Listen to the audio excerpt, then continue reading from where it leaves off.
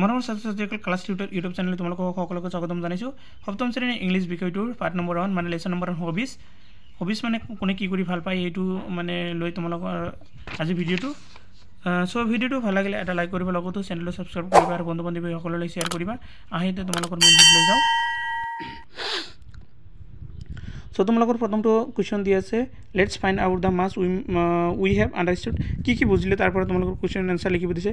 এক নম্বৰটো আছে হোৱাট ইজ হবি। হবি মানে কি? এনসাৰটো চোৱা, activities which give us fun and Jay R hobby. যিয়ে মানে আমাক কি দিয়ে, আনন্দ আৰু ফূৰ্তি দিয়ে, সেইবোৰ হ'লে হবি। বি নম্বৰটো আছে what you hobby give us. Hobby আমাক কি দিয়ে? Hobby give us fun enjoy fit and active. Hobby আমাক কি দিয়ে? আনন্দ দিয়ে, যিটো আমাক সকলো সময়ত ফিট হৈ থাকিবলৈ মানে যত্ন ৰাখে। C number question, what is philately? What difficult would you face like philately? Answer question, the collecting and study stamp is called philately. D number 2 আছে what is Irfan's hobby? Irfanor hobby কি আছিল? What does he like to do? He কি কৰি ভাল পাইছিল? Answer to চোৱা, কৈছে কি Irfan hobby is painting. ইয়ে চিত্ৰকলা কৰি ভাল পাইছিল। He like to paint seat and landscape. Landscape বহি সি মানে পেইণ্ট কৰি ভাল পাইছিল। E number question, name a few indoor and outdoor hobbies. তুমি মানে ভিতৰত কৰা আৰু বাহিৰত কৰা কি কি মানে হবি আছে এইবোৰ লিখিব দিছে। এই নম্বৰটো হৈছে চাম ইনডোৰ্ছ হবিজ, মানে ভিতৰৰ কিছুমান হবি আছে মানে কৰিবলগীয়া কৰ্তব্য আছে। Collecting stamps and coins, listening to music and reading books etcetera. তাৰপিছত কৈছে চাম আউটডোৰ্ছ, মানে বাহিৰৰ কিছুমান আছে হবিজ, আৰু grading, travelling, swimming, trekking, photography etcetera. M number কৈছে what is kitchen garden. Kitchen garden কি? The kitchen garden means we grow their vegetables in our garden as like tomato, chilli, ginger, beans, etc. G number questions, every morning I water the plants and clean the weeds. What does beds mean here? So answer over here, bed means the surface ground on which plants stand. Next 2 number question is a synonym is a word that has the same or nearly the same meaning as another word. Example, happy, joyful. তোমালোকৰ তাৰ মানে synonym মানে সমাৰ্থক শব্দ লিখিব দিছে, যেনেকুৱা happy, happy মানে আনন্দ, জয়ফুল মানে আনন্দ হয়। From the box below choose words which are the synonyms of the given words and write is synonyms next to word in the blanks below. এই ইয়াত কেইটামান শব্দ দিয়া আছে word, তাৰ মানে এইকেইটা মানে তোমালোকৰ সমাৰ্থক শব্দ লিখিব লাগিব synonyms। যেনেকৈ এ আছে জয়, ইয়াৰ অৰ্থটো হ'ব হেপিনেছ, এইটো হেপিনেছ। বি আছে বিউটিফুল, যিটো হ'ব লাভলি, প্ৰেটি। চি আছে এক্টিভ, এইটো হ'ব এনাৰ্জেটিক, এইটো এনাৰ্জেটিক। ডি আছে লেজাৰ, যিটো হ'ব ফ্ৰী টাইম, ইয়াৰ ভিতৰত আছে ফ্ৰী টাইম আছে, চাবা ফ্ৰী টাইম। তাৰপিছত আছে ই নম্বৰ আছে ষ্টাৰ্ট। ষ্টাৰ্ট মানে আৰম্ভ, এইটো হ'ব বিগিন মানে আৰম্ভ, লাঞ্চ মানে আৰম্ভ। এফ আছে ডেভেলপ, ডেভেলপ মানে উন্নত, গ্ৰ' মানে উন্নত হোৱা, জন্ম লোৱা, এইটো হ'ব গ্ৰ'। তাৰপিছত 3 নম্বৰ কৈছে look at the picture of the objective given below. Is object is related to an activities, মানে তলত কেইটামান মানে বস্তু দিয়া আছে, ছবি দিয়া আছে, ছবিটো প্ৰতিটোৰ লগত জড়িত হৈ আছে। যেনেকুৱা ইয়াত লিখা আছে গীটাৰ, মানে গান, গীটাৰে মানে কি কৰে গান গায়। তেনেকুৱা হ'ব বাইচাইকেল, যিটো হ'ব বাইচাইকেল মানে চাইকেল চলায়। আৰু পেন মানে ৰাইটাৰ, পেনেৰে মানে লিখা হয়। বেট মানে ক্ৰিকেট, বেটৰ জৰিয়তে ক্ৰিকেট খেলা হয়।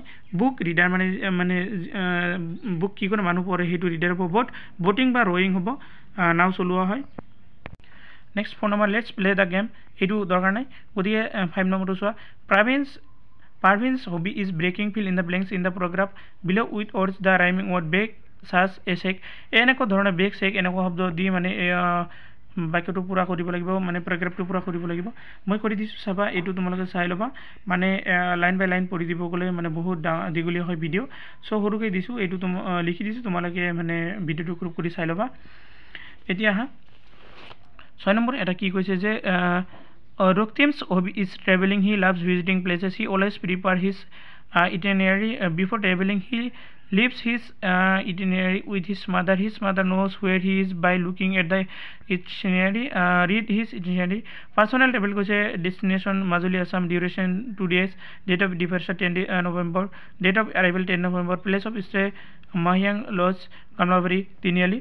What do you visit Chaitra enjoy Raas উৎসৱ ভিজিট লুক মাৰ্কেট তোমালোকৰ এনেকৈ এটা লিখিব লাগিব মই লিখি দিছোঁ চাবা তোমালোকৰ ডেষ্টিনেশ্যন হ'ব মই দিছোঁ গগামুখ আছাম ডিউৰেশ্যন অফ ষ্টে 2 পৰা 2 পৰা 3 দিন ডেট অফ ডিপাৰ্চাৰ এইটো হ'ব 10 ডিচেম্বৰ ডেট অফ এৰাইভেল যিদিনা যাবা সেইটো হ'ব 10 December place of stay Padma Plaza Gorkhamukh আৰু হোৱাট ডু ইউ মানে কি চাবা তুমি গণেশ মন্দিৰ এণ্ড হনুমান মন্দিৰ পাৰ্ক এটচেট্ৰা তোমালোকৰ 8 নম্বৰ কুৱেশ্যন দিছে in class 6 you learn that we can make a new word by adding a suffix ie a letter or group of letters at the end of word তোমালোকে suffix মানে এটা নতুন শব্দ লগ লগাই নতুন শব্দ গঠন কৰা পাইছিলা কি হৈছে in the exercise below write the now word adding meant তোমালোকে কি লগাব লাগিব meant at the end of the word on don't for you এটো হৈছে advancement হ'ব মানে এটো লগ লগাই এটা শব্দ হৈছে treatment encouragement তাৰপিছত entertainment এটো লগ লগাই এটা শব্দ গঠন কৰা হৈছে Question now read the lesson and write in the box the words adding with the following suffix মানে